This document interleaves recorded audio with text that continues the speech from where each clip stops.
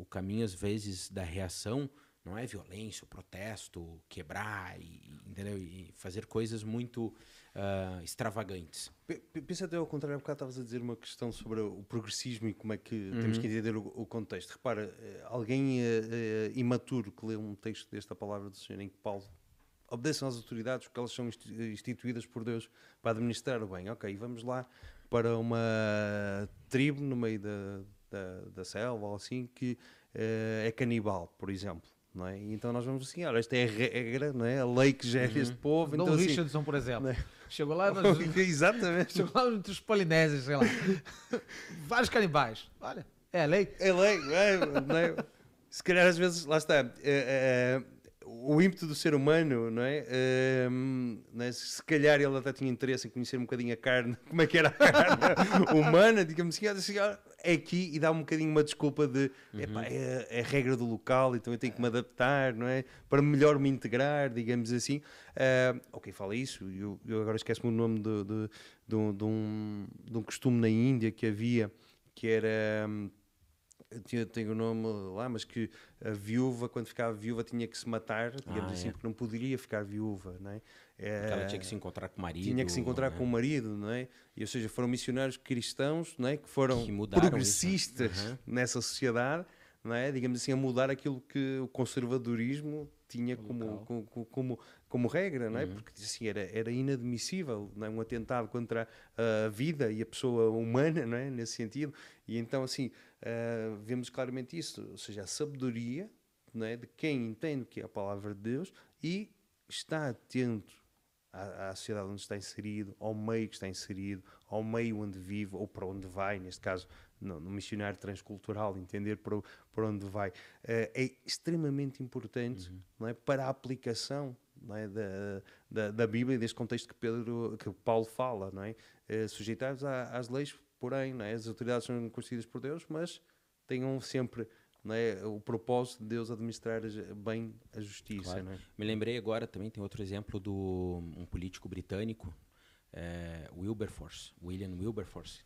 Ele lutou contra a escravatura e foi por meios legais, né? Ele foi ao parlamento. Aliás, ele era deputado, não é? Exatamente. Então foi assim, foi por não foi por revolução, não foi por violência. E repara, desculpa só te interromper, Francisco, mas é importante este testemunho, né, deste homem de Deus por uma coisa. Toda a economia estava montada sobre regime escravagista. O regime escravagista.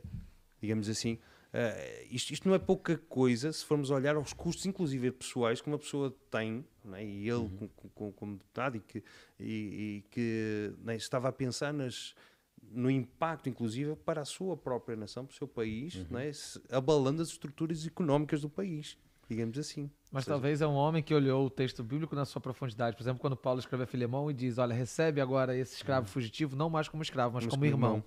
Imagina isso num regime, num período daquele, né? Olha, eu vou chamar aqui o Adriel. O Adriel tem uma pergunta pra gente agora, né, Adriel? Sim. Opa, desculpa.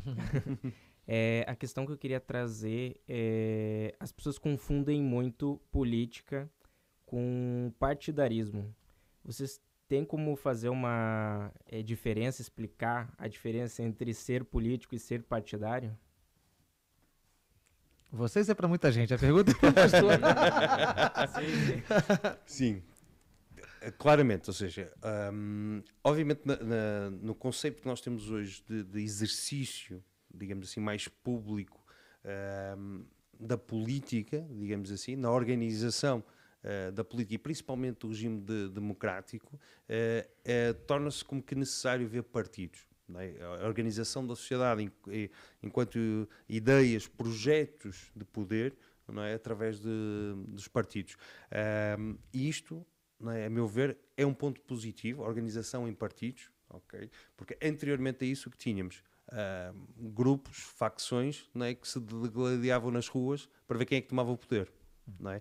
Então, no conceito de organização do poder, e pensemos no Estado, não é, como detentor do poder legítimo, não é, de coerção, digamos assim, vai necessitar do governo, que é a instituição que vai administrar o poder do Estado, não é, para as diversas coisas, e como é que se chega a este poder?